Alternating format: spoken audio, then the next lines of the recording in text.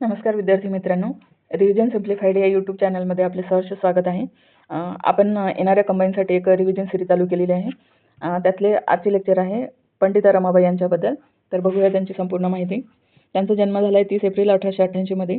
त्यांना महाराष्ट्राचे तेजस्विनी म्हणतात. वडील आहेत अनंत शास्त्री डोंगरे आणि आई आहेत लक्ष्मीबाई डोंगरे. वडिलांनी पत्नी आणि मुलीला संस्कृत शिकवल्याने त्यांचा खूप छळ झाला आणि त्यांना गाव सोडावे लागले. त्यांचे मूळ गाव आहे गंगामूळ, जे की आहे कर्नाटक संस्थानातील मंगलोरजवळ. गाव सोडल्यानंतर हे कुटुंब मद्रास इलाख्यात आले. पण मद्रास प्रांतात त्यावेळी दुष्काळ होता आणि दुष्काळात त्यांचे आईवडील आणि थोरल्या बहिणीचा मृत्यू झाला.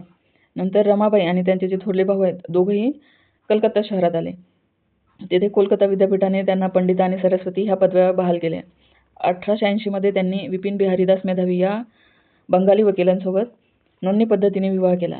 पण विवाहाच्या 1.5 वर्षाच्या आतच त्यांच्या पतीचा मृत्यू झाला. त्यांना एक कन्या होत्या मनोरमा. तिला घेऊन त्या परत महाराष्ट्रात आल्या. पुण्यात आल्यानंतर त्यांनी इंग्रजी शिकण्यास सुरुवात केली. लंडनला त्यांनी वैद्यकीय शिक्षण व दीनदुबळ्यांची सेवा करण्याच्या विचाराने गेल्या. पण तेथे त्यांनी ख्रिश्चन धर्माची दीक्षा घेतली. त्यांचे बाप्तिस्माचे नाव होते मेरी रमा, पण हे नाव त्यांनी कधी वापरले नाही. त्या रमाबाई डोंगरे मेधावी असे जोडनाव वापरत. सुबोध पत्रिका या साप्ताहिकात त्यांनी मी ख्रिश्चन धर्म का स्वीकारला या शीर्षकाचा लेख लिहून खुलासा केला. नंतर 1886 मध्ये त्या इंग्लंड सोडून अमेरिकेला गेल्या. तिथे त्यांनी आनंदीबाई जोशींचा पदवीदान समारंभास उपस्थित राहिल्या. आता बघूया आर्य महिला समाजाबद्दल.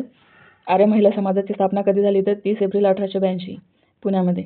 या स्थापनेत मदत कोणी केली? न्यायमूर्ती रानडे, राघव भांडारकर आणि वामन आबाजी मोडक. शाखा लक्षात ठेवायची गरज नाही, फक्त स्थापना कुठे झाली एवढंच.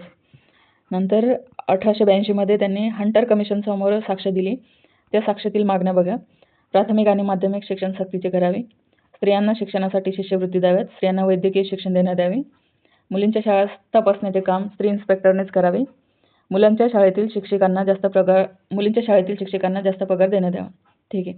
याचा परिणाम काय झाला तर सर हंटर यांनी भाषांतर आहे हे व्हिक्टोरिया राणीला पाठवले. त्यामुळे स्त्रियांचे वैद्यकीय शिक्षण आणि दवाखान्याबाबत निर्णय घेतले गेले. नंतर 1881 चे जे काँग्रेसचे अधिवेशन आहेत त्याला 8 स्त्री प्रतिनिधी उपस्थित होत्या. त्यापैकी ह्या ज्या 4 प्रतिनिधी होत्या त्या आर्य महिला समाजाच्याच होत्या.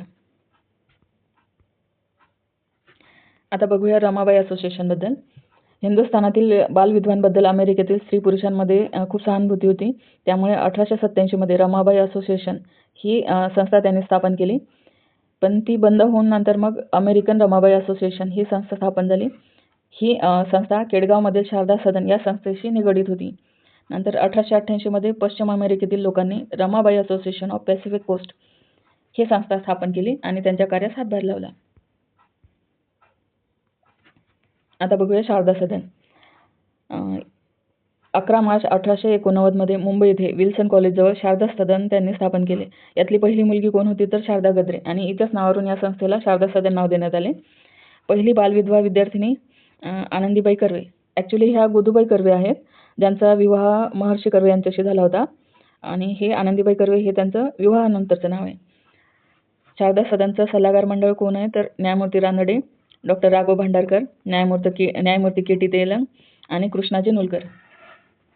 1890 मध्ये शारदा सदन मुंबईहून पुण्यात आणण्यात आले. नंतर 1892 मध्ये संस्था स्वतःच्या मालकीच्या इमारतीत गेली. याचे उद्घाटन कुणी केले तर आत्माराम पांडुरंग तरखडकर यांच्या उपस्थितीत झाले. नंतर 1893 काही मुलींनी ख्रिश्चन धर्म स्वीकारला ही बातमी पसरल्याने खूप वाद झाला. याचा परिणाम काय झाला तर डॉक्टर भांडारकर, न्यायमूर्ती रानडे आणि चिंतामण भट यांनी सल्लागार मंडळाचा राजीनामा दिला. पुण्यातून 34 मैल अंतरावर 100 एकर जमीन घेतली त्यांनी केडगाव येथे आणि तिथे शारदा सदन स्थलांतरित केले. आता बघूया पंडित रमाबाईंची ग्रंथसंपदा. यामध्ये त्यांचं आत्मचरित्र आहे, माझी साक्ष, नंतर the high caste in the woman, स्त्री धर्मनीती, इंग्लंडचा प्रवास, हिंदुस्थानी भाषेचे व्याकरण, टेस्टिमनी, प्रभू येशूंचे चरित्र, मी किती सोसू आणि युनायटेड स्टेट्सची लोकस्थिती आणि प्रवास वर्णन. हे जे आहे त्यांचं प्रवास वर्णन आहे. नंतर माझी साक्ष, आत्मचरित्र आणि हाय कास्ट इन द वुमन ते सोडून एक स्त्री धर्मनीती हे 3च त्यांचे ग्रंथ लक्षात ठेवा.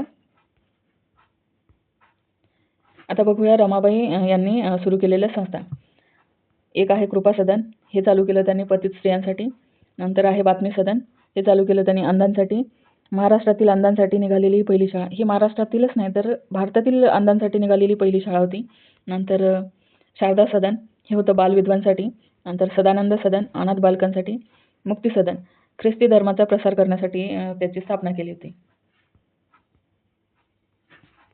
आता पंडिता रमाबाईंबद्दल जे गौरवोद्गार काढलेले आहेत त्याबद्दल बघूया. 1919 मध्ये ब्रिटिश सरकारने त्यांना कैसर हिंद ही पदवी दिली. 1913 मध्ये त्यांची मुलगी मनोरमा अंध विद्यार्थ्यांना ब्रेल लिपीतून शिकवत असे. ठीक आहे. गौरवोद्गार काय आहे तर मॅक्स मुलर काय म्हणायचे, रमाबाईंच्या प्रबोधन कार्याची तुलना त्यांनी राजाराम मोहन राय यांच्या कार्याशी केली. महर्षी धोंडो केशव कर्वे हे म्हणत, महाराष्ट्रात विधवा शिक्षणाच्या इमारतीचा पाया घालण्याचे अत्यंत श्रेष्ठ कार्य हे पंडिता रमाबाईंनीच केले आहे आणि अशा पराक्रमी स्त्रिया भूतलावरही मिळायच्या नाहीत. लोकमान्य टिळक काय म्हणायचे तर रमाबाईंची इतर काही असो पण बाई बुद्धिमान आणि निर्धड्या छातीची खरी. ठीक आहे. इथे आपल्या रमाबाईंबद्दल आपण संपूर्ण माहिती बघितली. तर हे लेक्चर तुम्हाला कसं वाटलं हे कळवा. याची PDF डिस्क्रिप्शनमध्ये एक टेलिग्राम चॅनलची लिंक दिलेली आहे. त्या चॅनलवर जॉईन केल्यानंतर तुम्हाला फ्री PDF अवेलेबल होईल. थँक्यू.